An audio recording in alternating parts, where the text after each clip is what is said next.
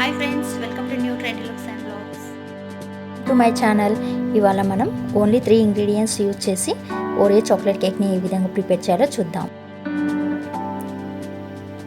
ముందుగా మనము ఒక ఈనో ప్యాకెట్, ఒక కప్పు పాలు, అలాగే కొన్ని ఓరియో బిస్కెట్స్ని రెడీగా చేసి పెట్టుకోవాలి. ఇక్కడ నేను కాచి చల్లార్చిన పాలను తీసుకున్నాను, ఒక కప్పు.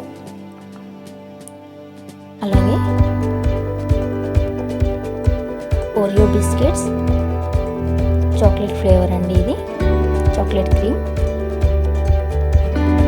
వీటిని 2 చిన్న ప్యాకెట్స్, 2 పెద్ద ప్యాకెట్స్ని తీసుకున్నాను. వీటిని తీసుకుని ఒక మిక్సీ జార్లో ఈ విధంగా ముక్కలుగా చేసి ఫైన్ పౌడర్ వచ్చే వరకు మిక్సీ పట్టాలి.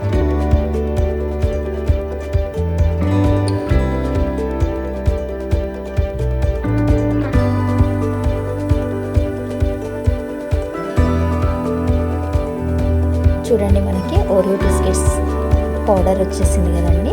దీన్ని ఒక బౌల్లోకి మార్చుకొని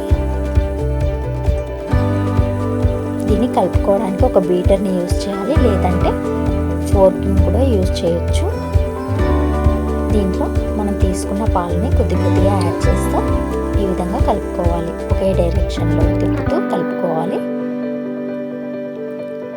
చూడండి, నేను ఒక కప్పు పాలు తీసుకున్నాను కదా, కాస్త పిండి ముద్దలా అయ్యింది కాబట్టి నేను మరికొన్ని పాలను యాడ్ చేస్తూ కలుపుకుంటున్నాను. చూడండి, మనకి ఈ విధంగా క్రీమీ టెక్స్చర్ అనేది రావాలి. ఇప్పుడు దీంట్లో ఒక టీ స్పూన్ ఈనో పౌడర్ని యాడ్ చేయాలి. మనం తీసుకున్న ఫుల్ ప్యాకెట్ పౌడర్ మాత్రం యాడ్ చేయకండి, ఒక టీ స్పూన్ అయితే సరిపోతుంది. దానిపైన కాస్త పాలు వేస్తే చూడండి ఏ విధంగా పొందుతుందో. ఇప్పుడు దీన్ని కూడా ఒకే డైరెక్షన్లో తిప్పుతూ కలుపుకోవాలి. ఓకే అండి, మనకి ఓరియో బిస్కెట్ బ్యాటర్ అనేది రెడీ అయిపోయింది.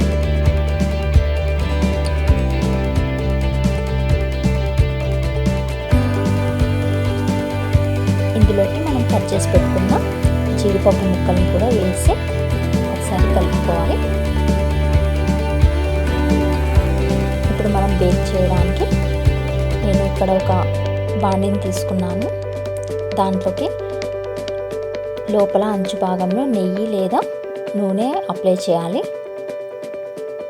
ఈ విధంగా అంతటా అంటే విధంగా స్ప్రెడ్ చేసుకొని కాస్త పొడి పిండి ఉంటుంది కదండి, దాన్ని ఈ విధంగా చల్లుకోవాలి.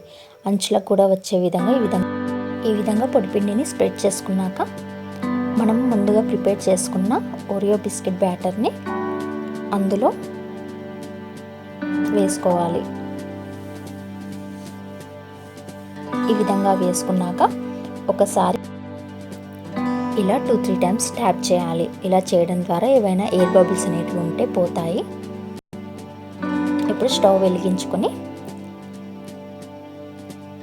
దాన్ని స్టవ్ పై ఉంచి ఈ విధంగా మూత పెట్టాలి.